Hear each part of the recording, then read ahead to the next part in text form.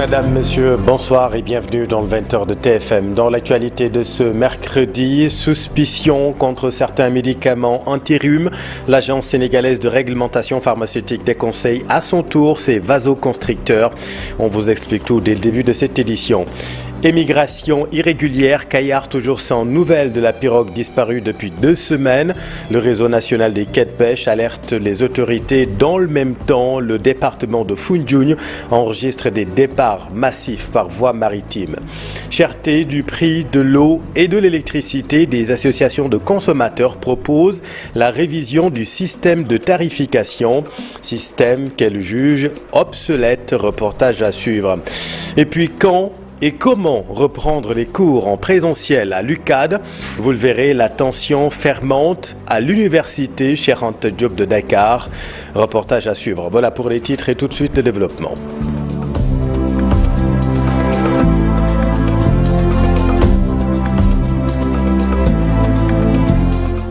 Bonsoir à tous. Suite aux suspicions contre certains médicaments anti-rhume, l'Agence sénégalaise de réglementation pharmaceutique déconseille à son tour aux populations d'acheter ces vasoconstricteurs. Ces médicaments sous leur forme orale sont soupçonnés de provoquer des accidents cardiaques et vasculaires cérébraux. Maïmouna Ndiaye et Tierno Loromedi.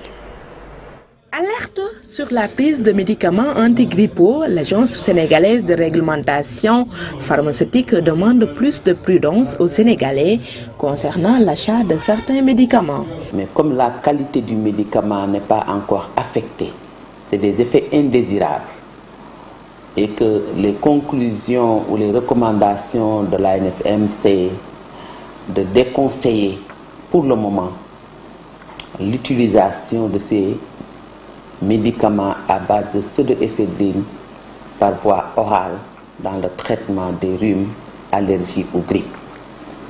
C'est par mesure de prudence que l'Agence sénégalaise de réglementation pharmaceutique, dans le suivi rapproché de toute la pharmacovigilance autour de ces produits, a recommandé aux prescripteurs d'éviter de prescrire ces types de médicaments, aux pharmaciens d'éviter de conseiller sur ces médicaments et aux populations d'éviter d'utiliser ces médicaments. Quant à la qualité de ces produits, le Sénégal dit attendre les résultats issus de l'étude de l'Agence européenne des médicaments. Ils ont montré qu'il y a eu des effets indésirables, un peu sévères, qui tournaient à des syndromes d'encéphalopathie réversibles, des syndromes de vasoconstriction cérébrale réversibles, avec des symptômes courants tels que des maux de tête, des nausées, des convulsions. Mais tout cela doit être confirmé, parce que c'est des effets secondaires que nous connaissions déjà qui accompagnaient ces produits. Mais l'intensification de ça, c'est ça qui nécessite l'étude sur le bénéfice-risque de ces produits qui n'ont aucune affection sur la qualité du médicament. Pour l'heure, le retrait de ces médicaments anti-rhume n'est pas envisagé dans les officines, selon l'Agence sénégalaise de réglementation pharmaceutique. Toutefois, elle appelle à la prudence pour parer à tout risque. Plus que quelques jours avant la fin de la campagne Octobre Rose à Thiès, sur 500 femmes consultées, beaucoup parmi elles présentent hélas des lésions précancéreuses. Une journée de consultation a été organisée au district sanitaire de la région. Voyons tout cela avec Cheikh Anta Diop et Seyla Tir. De santé de Thiès, l'ambiance est inhabituelle. Les femmes de Thiès sont venues très nombreuses, mais la peur est de mise. La tension est perceptible dès qu'on amorce le couloir qui mène vers la salle de consultation. Le cancer du sein et du col de l'utérus, la présidente de la Ligue sénégalaise contre le cancer a détecté beaucoup de cas. Déjà, on commence à avoir des cas. Les femmes chez qui nous trouvons des lésions, si ce sont des lésions précancéreuses, nous les traitons immédiatement. S'il y a une suspicion de cancer, nous faisons des biopsies. Chez d'autres femmes, chez qui ce sont des tumeurs du sein, on va faire une biopsie, on va donner des bons de mammographie gratuits. Il y a un bilan d'extension pour voir s'il n'y a pas de métastase au niveau d'autres organes. Pour faire face à ces maladies, médecin chef adjointe du district sanitaire de Thiès pense que les données et les informations sont cruciales et essentielles. Nous avons eu à dérouler des campagnes de sensibilisation. Hier, une vague de personnel a été envoyée au niveau des marchés. Ils ont fait le tour de la ville de Thiès et la sensibilisation est bien passée. Aminata Ndiaye, amicale des femmes des manufactures sénégalaises des arts décoratifs de Thiès, se félicite de cette mobilisation des femmes. Et comme cette année-ci, le thème c'est oser se dépister, oser informer. Faites-vous dépister. C'est dans cette optique-là. La LISCA a enregistré des cas, renseigne Dr Fatou Genoun. Elle promet à ces femmes de les prendre en charge. Merci Charanta. Dans l'actualité également, la recrudescence de l'immigration irrégulière.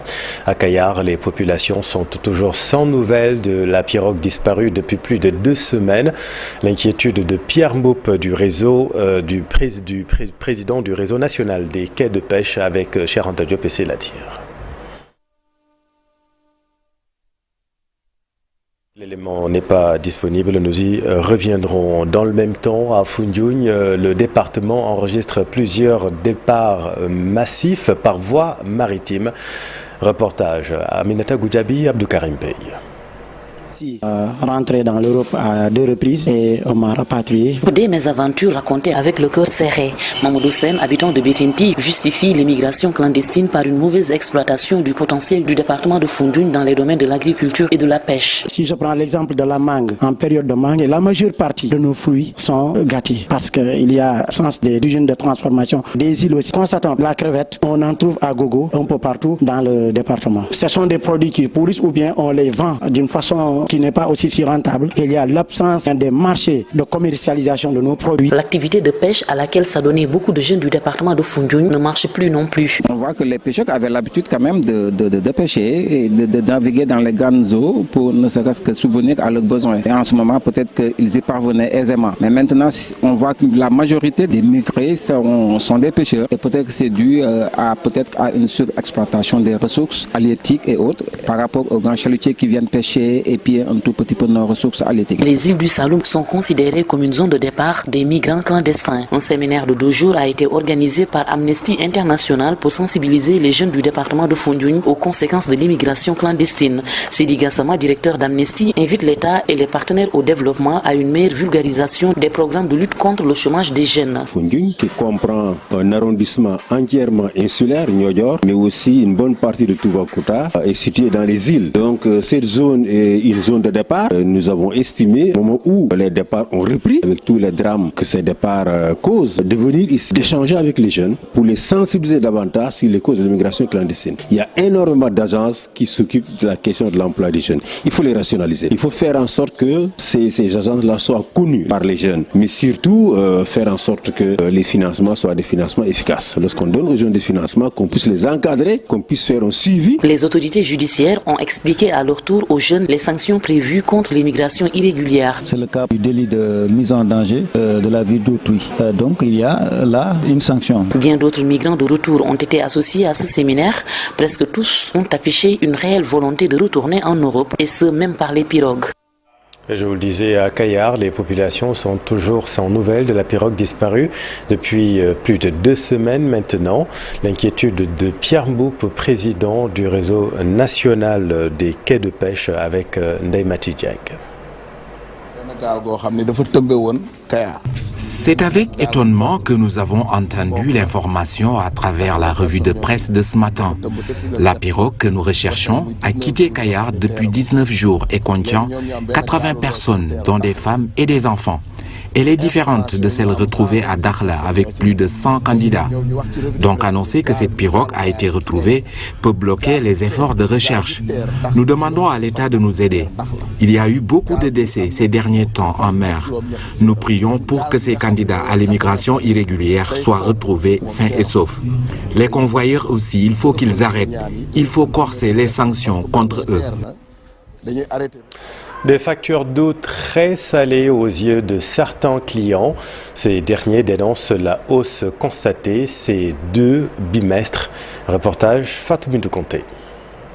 Après les plaintes et complaintes devant la Sénélec, la Sen'Eau entre dans la danse en face des clients qui parlent de factures très salées ce bimestre. Des factures d'eau allant de 100 000 voire 150 000 francs CFA.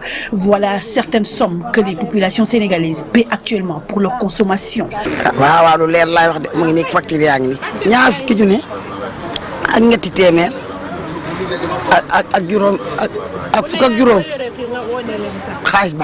Je paye 115 000, voilà, l'argent est là. J'ai demandé à ce qu'on me fasse une moratoire, mais ils ont refusé. Ils ont dit qu'ils vont couper le compteur. Ça, c'est vraiment difficile.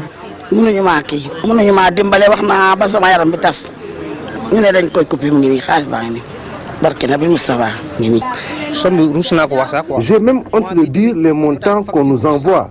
Cette fois-ci, j'ai reçu une facture de 140 000 francs pour quelqu'un qui paye juste 20 000 francs CFA. Ces augmentations des factures d'eau de ces deux bimestres mettent ces populations sénégalaises dans tous leurs états. Avec cette chaleur, si on nous coupe l'eau, nous sommes fichus, nous sommes fatigués de la vie au Sénégal. C'est vraiment très dur.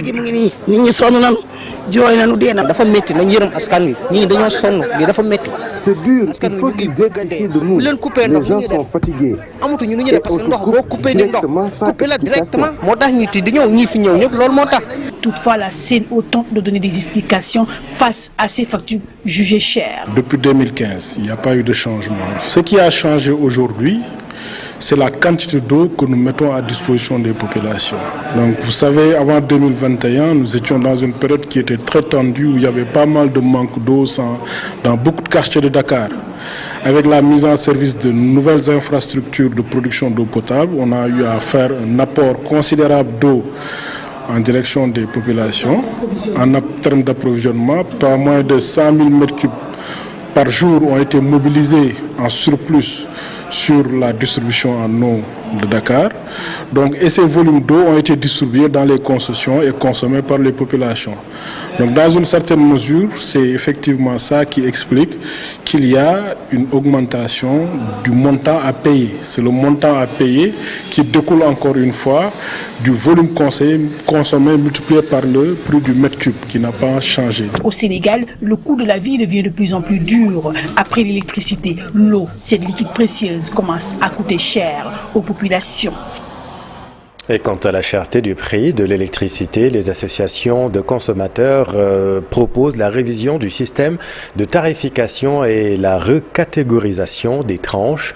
Selon ces associations, le système de tarification est obsolète. Reportage d'Issa Prera, Lamine Diagne.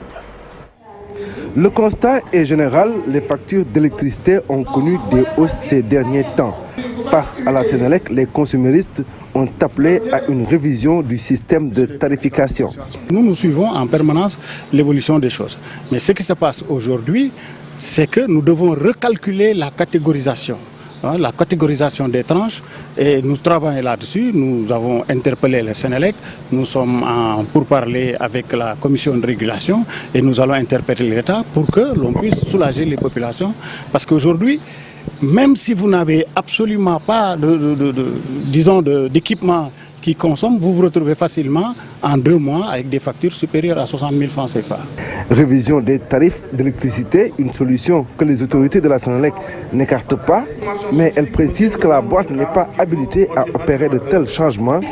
N'empêche, le dialogue proposé par les consuméristes avec les différentes parties prenantes peuvent être ouvertes. L'énergie la moins chère, c'est l'énergie qui n'est pas consommée. Ça ne veut pas dire que l'énergie n'est pas chère, mais c'est encore, en tout cas, inciter à avoir des gestes, des éco-gestes qui vont leur permettre, dans un premier temps, de baisser la facture. Maintenant, dans un second temps, nous avons effectivement entendu leurs propositions. Lesquelles propositions sont d'élargir la tranche sociale, mais comme nous l'avons expliqué et comme l'a dit le DG la fois passée, ce n'est pas à Sénélec de fixer les tarifs. Donc ce que nous avons retenu, c'est effectivement dans les moments à venir ou dans un proche avenir, de voir, d'aller avec CRSE ou dans les années à venir, de voir avec CRSE comment, comme ils l'ont fait d'antan, se retrouver autour des partis dans le calme et de discuter des conditions qui permettraient en tout cas de réduire cette facture d'électricité. Lors de cette rencontre entre Sénélec, association de consommateurs, et le comité national de dialogue avec la clientèle, il a beaucoup été question des compteurs classiques, mais aussi et surtout des problèmes qu'on retrouve sur le Woyofal. Merci Dissa. Dans l'actualité également, l'amertume fermente à l'université Cheikh Anta Diop de Dakar. Les étudiants, vous le savez, veulent reprendre les cours en présentiel, mais la situation est plus que jamais confuse. Quand et dans quelles conditions reprendre les activités pédagogiques? Élément de réponse, Cheikh Diop, Tierno Loromendi. L'université Cheikh Anta Diop de Dakar est dans le dur. La crise marquée par des mois sans cours demeure et persiste. Une situation regrettable. Les textes qui régissent le règlement intérieur est obsolète. De nouvelles réformes, seul gage. Il y a au moins 3 décrets. Donc le décret 75 qui organise le fonctionnement du code et qui prévoyait 4 étudiants titulaires, 4 étudiants suppléants au conseil d'administration du code.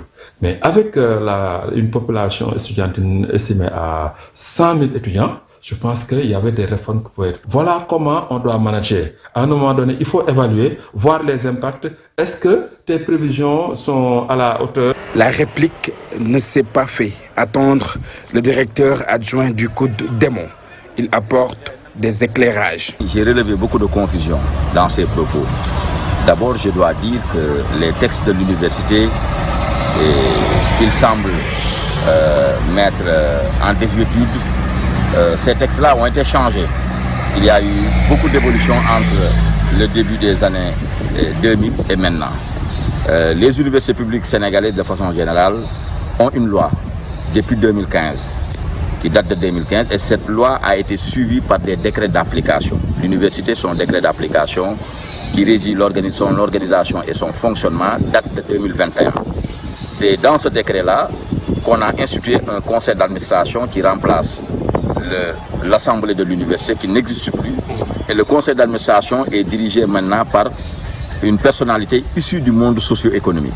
À côté de ce conseil d'administration, il y a un conseil académique qui délibère sur les questions académiques. Les assises de l'UCAD se tiendront du 26 au 27 octobre. Une interrogation s'impose sur son importance. Au moment où les étudiants devaient être en pleine année universitaire, tu dis que tu convoques des assises. Je pense que ça, c'est des simulacres. Après ce qui s'est passé au mois de juin, les autorités de l'université, en toute responsabilité, ont le devoir de discuter et de faire en sorte que ce qui s'était produit au mois de juin ne se reproduise plus. Et je pense que c'est dans cette dynamique que les assises auront lieu. Tout de même, les assises initiées par les administrations de l'université et du COUD vont se tenir. Et des points tels que l'assainissement des conditions d'accès et d'hébergement des étudiants, surtout mettre en œuvre toute action nécessaire afin d'assurer la paix sociale au sein des campus, entre autres points. Merci cher. Eux ne trouvent plus leur compte dans le protocole signé avec l'État et les industriels. Les ferrailleurs et brocanteurs souhaitent revenir sur les termes qui profitent selon eux plus aux industriels. Leur porte-parole Hassan Bichichi avec Ahmadou Bambassamb. Le Sénégal nous a contraints à charger notre ferraille et à le vendre aux industriels uniquement dans un pays où le commerce est supposé être libre. Nous, on est contraints de vendre notre ferraille, qu'on le veuille ou non, aux 3 industriels qui sont là. Mais dans ce même protocole d'accord aussi, il était prévu que ces industriels doivent prendre toutes sortes de ferraille. Un message qui vient de tomber tout de suite. Une baisse de prix concernant les aluminiums, les métaux. Et ça ne devrait pas se passer comme ça. Pourquoi? Parce que dans le protocole d'accord, il y a un comité de fixation des prix où les ferrailleurs doivent siéger.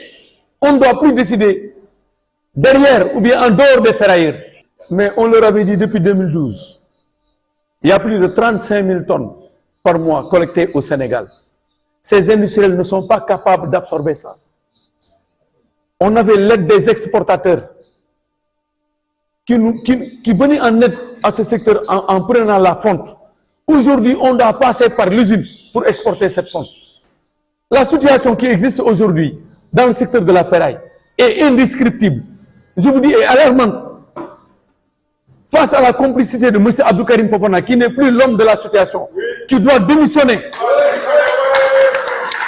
Si vraiment on le jugeait sur le secteur de la ferraille, on pourrait dire qu'il ne pouvait même pas avoir 0,5 sur 20. Parlons maintenant de la campagne de commercialisation arachidière. Le syndicat des agriculteurs, éleveurs et maraîchers du Sénégal rejette le prix du kilogramme d'arachide fixé par l'État. Pour une agriculture rentable, le syndicat demande au gouvernement de valoriser davantage l'horticulture. Dans le bassin arachidier, nous retrouvons Ousmane Dem et Faligaï. Les efforts de l'État, la quantité d'engrais distribuée cette année est jugée insuffisante par ce syndicat. L'État nous a livré beaucoup d'engrais cette année. Toutefois, c'est insuffisant vu le nombre important d'agriculteurs au Sénégal. Les tracasseries routières constituent également une préoccupation pour ces agriculteurs. Nous lançons un appel au Premier ministre qu'il doit regarder aussi, parce qu'il y a beaucoup d'engrais qui sont dans les magasins.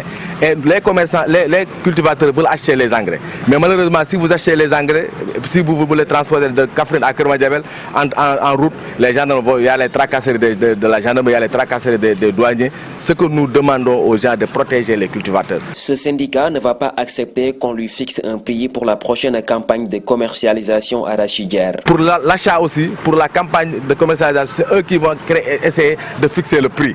Nous, les arachides, ça nous appartient à nous. C'est à nous d'édifier notre prix, mais pas à l'État de nous imposer un prix. Ce syndicat demande au ministre de l'Agriculture de mieux valoriser le secteur de l'horticulture.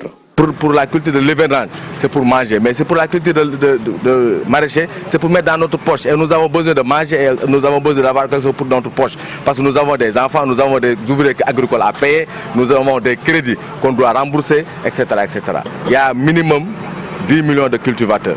On ne doit pas sacrifier les 10 millions de cultivateurs pour 100 opérateurs. Pour mieux booster le secteur de l'agriculture, ce syndicat demande au ministre Samba Ndiobenka de prêter une oreille attentive à tous les acteurs.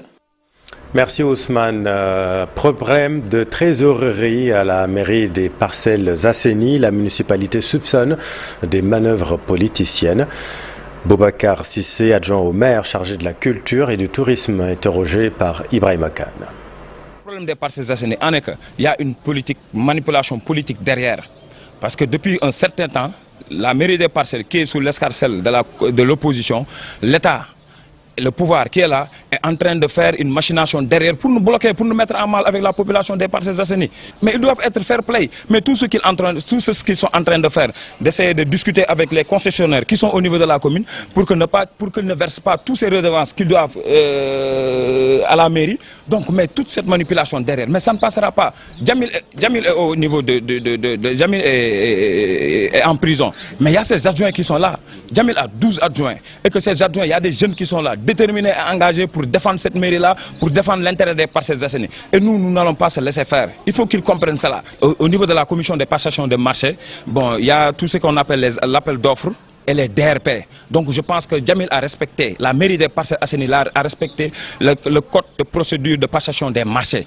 On l'a respecté, nous avons lâché les appels d'offres comme le code l'a si bien dit, on a lancé des DRP comme le code l'a si bien dit, mais il y a des lenteurs. Mais les lenteurs ne se trouvent pas au sein de la mairie, ni au sein de l'administration municipale, mais au sein du trésor, au sein de la perception. Mais pourquoi ça? On a un problème de disponibilité de fonds. On a lancé un marché pour l'axe Dior, Kansapeur. Comment dirais-je, pour les pavages. On a lancé un marché pour la réhabilitation et réfection des écoles primaires des Parcelles Assainies. Je pense qu'il y a 2 entreprises qui ont gagné ça. Mais jusqu'à présent, il y a des lenteurs. Un mot de culture, retour sur la vente aux enchères des objets patrimoine du président Léopold Sédar Senghor, bloqué par l'État du Sénégal, empêché par l'État du Sénégal à Caen, en France. Il s'agit d'objets, des médailles, des objets de grande valeur reçus par le président Léopold Sédar Senghor dans le cadre de ses fonctions. Objet finalement racheté par le Sénégal. La mission de sauvetage conduite par le ministre de la Culture Aliou Sow a conclu le rachat de 41 objets d'une valeur estimée à un peu plus de 160 millions de francs CFA. Explication Ibou Diouf. Des objets à la portée hautement symbolique, une richesse témoin de la vie et l'œuvre du président Léopold Sédar Senghor. Une parfaite illustration du dialogue des cultures, de l'amitié des peuples et de la résolution pacifique des contentieux. Des colliers en vermeil, des capuchons turquoises, des briquets en métal doré à décor de chimère, une bague en vermeil à décor d'un serpent stylisé, sans oublier ce lot de stylos plumes et 2 stylos plaqués or. Un important maillon aux grandes armes de l'Espagne franquiste sur aigle, retenant par 2 chaises le bijou terminal formé d'une croix à 4. Des objets très prestigieux et certains objets sont en or massif et de grandes marques. Voilà une partie de la florissante collection du défunt président Léopold Sédar Senghor. Ceci est aussi le fruit de décorations décernées à l'académicien par des États partenaires du Sénégal. Alors qu'une vente aux enchères devait avoir lieu le samedi 21 octobre, les objets ayant appartenu au président Léopold Senghor en sont retirés. Le gouvernement du Sénégal a décidé tout simplement de les acquérir. Ce n'est pas tous les jours que Solène Lenné, commissaire piseuse de l'étude camp en chair, reçoit un coup de fil d'un ambassadeur. Cette fois, celui du Sénégal l'a appelé pour lui confirmer la volonté de son pays d'acquérir les biens qu'il s'apprêtait à mettre aux enchères. Dans un communiqué, le président sénégalais Macky Sall indiquait avoir demandé que des négociations soient entamées afin d'acquérir des objets mis en vente. Il y a eu une rencontre avec l'ambassadeur du Sénégal en France, le ministre de la Culture du Sénégal, ce qui s'est avéré concluant car la vente aux enchères a été définitivement annulée et le Sénégal et le fonds privé détenant se sont mis d'accord sur le montant de la transaction de 160 millions de francs CFA. Le ministère de la Culture assure que les biens que le Sénégal vient d'acquérir seront livrés à l'ambassade du Sénégal à Paris dès la finalisation de l'opération de paiement. Merci Ebou. Et puis dans l'actualité sportive, football U17, le Sénégal a fait match nul contre la Russie pour son 2e match de préparation.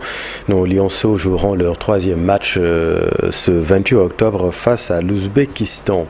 Et puis Matarba, ancien ministre des Sports au Sénégal, est élu président de la conférence des parties à la Convention internationale contre le dopage dans le sport par acclamation à Paris ce mercredi, une mission qu'il compte mener à bien. Le voici. D'une seule voix, ce continent a présenté la candidature du Sénégal à ma personne. C'est un sacerdoce, c'est un travail extrêmement important parce qu'au-delà de l'aspect sportif, de la protection des athlètes, il y a l'aspect diplomatique. Le point le plus difficile à gérer, c'est la collaboration entre les États parties et l'AMA. Nous ferons une mission en Guinée-Bissau parce qu'il n'y a que la Guinée-Bissau dans tout le continent africain qui n'a pas encore ratifié. En s'appuyant sur les organisations régionales et sous-régionales, mais aussi à l'occasion des grands rendez-vous sportifs qui vont s'organiser en Afrique et partout dans le monde. Le Sénégal va vers des Jeux olympiques de la jeunesse. C'est extrêmement important parce que l'aspect protection des athlètes ne se limite pas au niveau de l'activité sportive. Au-delà de ça, c'est une question de santé publique. Nous devons les protéger pour que le sport qu'ils pratiquent soit un sport propre, qui n'a pas de dopage, qui n'a pas de produits prohibés. Et ça devrait être l'affaire de tous les dirigeants de ce monde. Et puis Sadio Mané ajoute une nouvelle corde à son arc. Depuis ce mercredi, le Lyon est l'actionnaire majoritaire du club Bourges Foot 18, un club qui évolue en National 2 en France. Voici Sadio Mané. Pas grand-chose à dire, mais je pense que vraiment c'est avec un grand plaisir que nous venons à Bourges pour accompagner bien sûr le projet de mon ami Chakila. On est en discussion avec la mairie depuis presque 3 ans. Maintenant, je pense que tout est en place. Et on ne vient pas en tant qu'homme ici, mais on va travailler ensemble pour développer et structurer le club. Et bien sûr, essayer de mieux le professionnaliser. Et il est clair que les défis vraiment sont énormes. Mais si toute la population de Bourges reste concernée, je pense que vraiment on y arrivera. Pour dire vrai, le maire et Cheikh m'ont finalement convaincu avec des arguments mais aussi des garanties pour que sportivement le club puisse atteindre les objectifs. Sadio Mané lors d'une conférence de presse avec la municipalité de Bruges. Voilà, c'est la fin de cette édition. Merci infiniment de l'avoir suivi. Dans un instant, Papa Blader est son invité ce soir pour parler santé. Restez avec nous. Vous êtes au bon endroit. Bonne soirée.